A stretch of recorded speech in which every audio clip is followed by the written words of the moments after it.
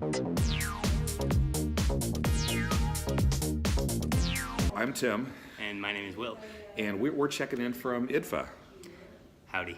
International Documentary Festival Amsterdam, and we're here for several different reasons, but one of the reasons is we're looking for a couple of films for Tech Doc Fest. So, in watching films this week and being here at IDFA, we have noticed three distinct things that we feel that filmmakers can take away and apply to their own filmmaking techniques in terms of documentary. Yeah, well, our other festival, STIFF, which is our main festival, we've always worked with emerging filmmakers. Tech Doc Fest, we really wanted to bring some of the best documentaries in the world that cover the subject, the culture of technology, to Seattle.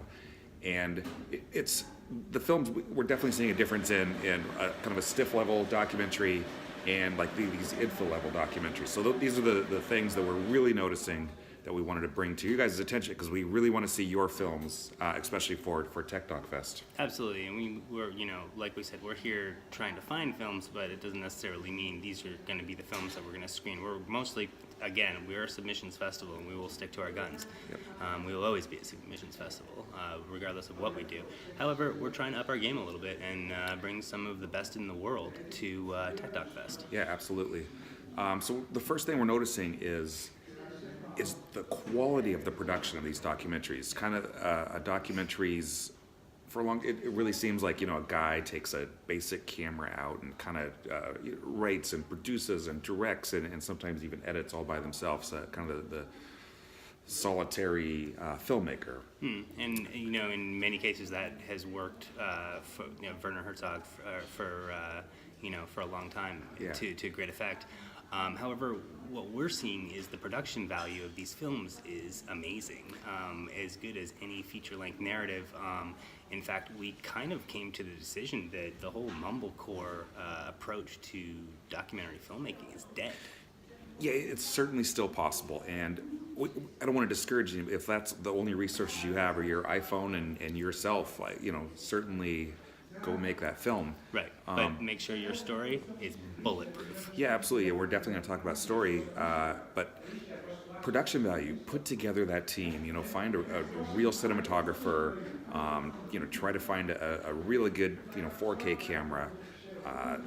A producer to take care of some of the details. If you're going to direct, to kind of take your attention away from some basic details, so you could just be extremely focused on storytelling. Which of course means that you have to put together a pretty hefty budget to make one of these films happen. And really, what we've been seeing is that half of the reason that producers are here at IDFA is to find money. Yeah. Is to get financing for their films. But the best way to find that money is to show that you have a project that you've completed already and that you have in competition. And the best way to do it is to win. Yeah, absolutely. But take your time and do it right.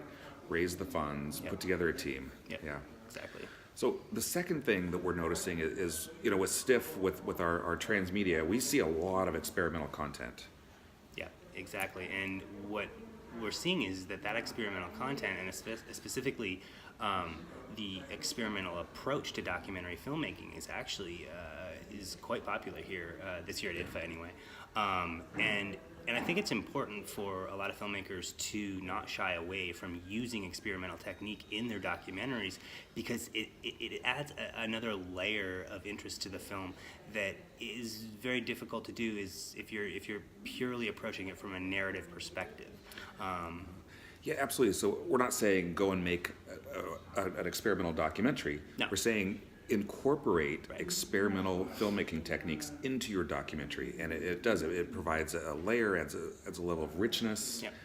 Yeah. It can sometimes fill some of the places where you have maybe a gap for some reason. You can go to animation techniques. You can go to some we've seen like some voiceover where they kind of do experimental video and add voice to that to kind of bridge some of the gaps. Yeah, exactly, and especially in some of the virtual reality projects that we've seen, the voiceover acting and the performance of these projects is second to none. It's really, really high level, which was the expectation coming to IDFA, of course. However, it really impressed both Tim and I in a lot of the projects that we saw, not just in the virtual reality or augmented reality project, but rather some of the narrative, or the documentary features as well. Yeah, recreations have become completely acceptable. Mm-hmm. Yep.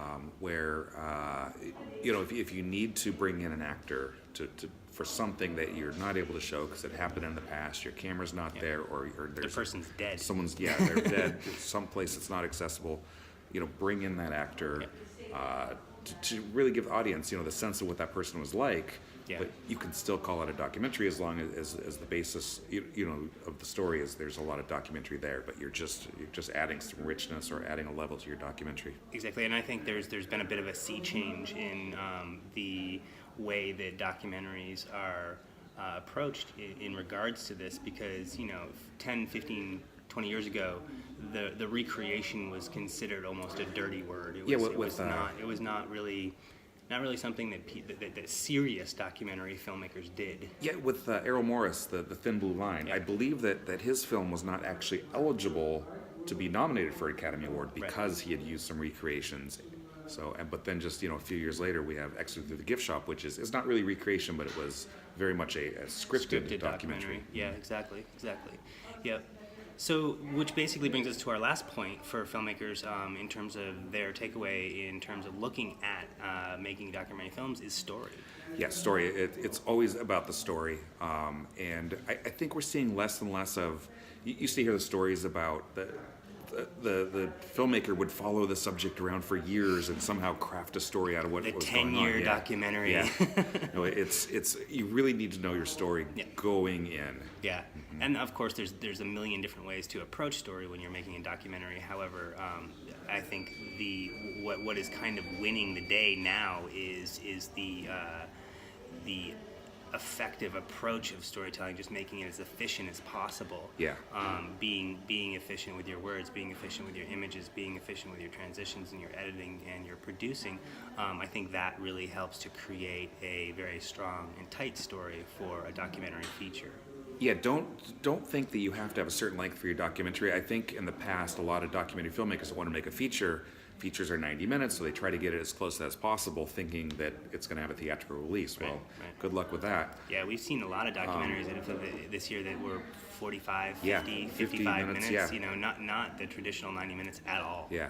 So and even shorts, we've gone to see a couple of really great shorts programs. Yeah. If your story is 15 minutes, then make your documentary 15 minutes. Make your documentary 15 minutes, exactly. I mean, that's the thing about it. I think if you have a great story, then it should be told in the amount of time that it needs to be told in. Yep. Yeah, absolutely. And I know at Stiff and even Tech Doc Fest, I really like the hour-long feature films because we always mix shorts and features, and it gives me a little more room to throw in a really great short film. Yeah, exactly. And I think the programmers are starting to recognize that in terms of how they're putting together their programs in film festivals all over the U.S. Yeah, absolutely. So if you think your film measures up, we would absolutely love to see it if it is related to technology and culture of technology. Yeah, submit it to Tech Doc Fest, and if it's just a general documentary and you're an emerging filmmaker and you're looking for an audience, then send it to Stiff. And I think put the links to both those down there. I think we have a deadline coming up, December 1st, is it?